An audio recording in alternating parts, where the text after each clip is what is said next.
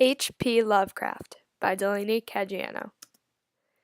H.P. Lovecraft was an American author who was known for his significant work in horror fiction.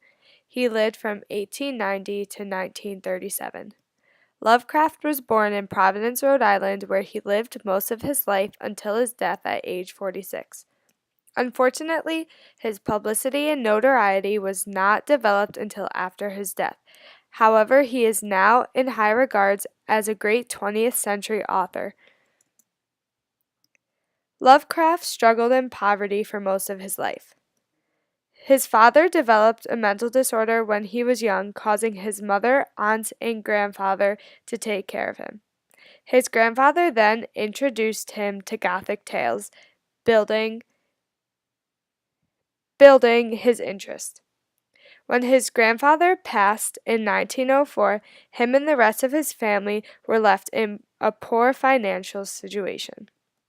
This forced the family to move out of his childhood home, devastating him.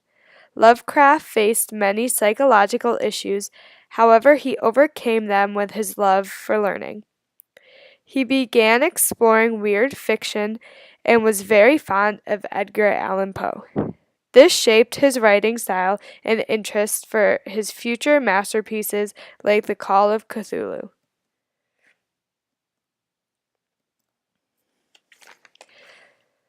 H.P. Lovecraft's social life also greatly influenced his writing. As mentioned before, his relationship with his grandfather emphasized his interest in weird and gothic fiction. Later, after Lovecraft was rejected from college, he became a hermit, avoiding a lot of social interaction. The social withdrawal allowed him to immerse himself in reading. During this time, he found a love story in Pulp magazine that intrigued him greatly. He eventually wrote a letter attacking the actions of the main character. This letter was published and provoked many responses, leading to a job offer by the United Amateur Press Association in 1994.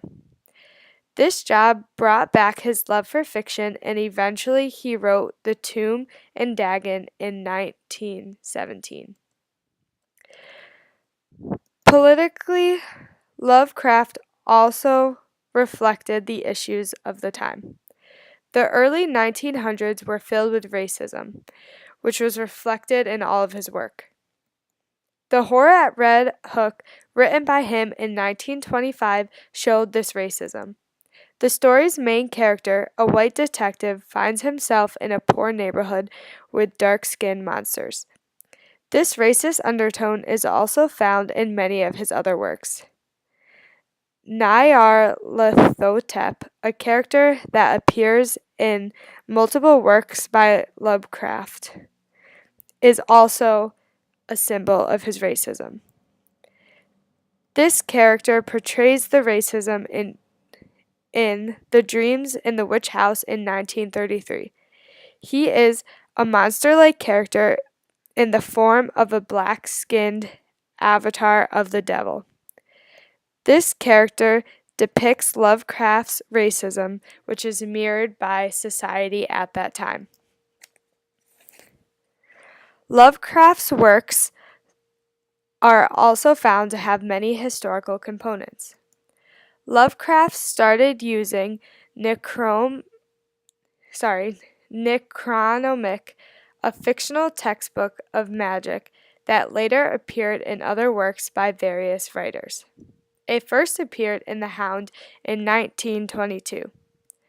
August Derleth and Clark Austin Smith also cited it in their works. Brian Lumey's The Borrowers Beneath also contains the book. This fictional book is thought to be a real book by many readers, however, it's a myth.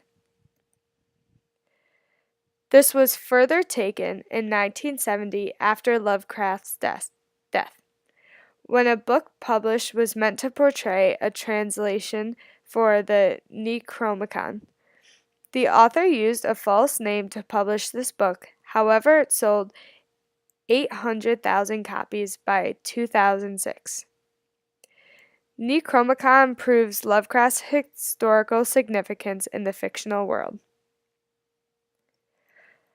Lovecraft's writing fall into 6 categories: fiction, nonfiction, poetry, letters, literature, criticism, and American journalism. His most well-known and influential works today is his fiction. Supernatural Horror in Literature, an article written by Lovecraft himself, stated, "The oldest and strongest emotion of mankind is fear, and the oldest and strongest kind of fear is fear of the unknown."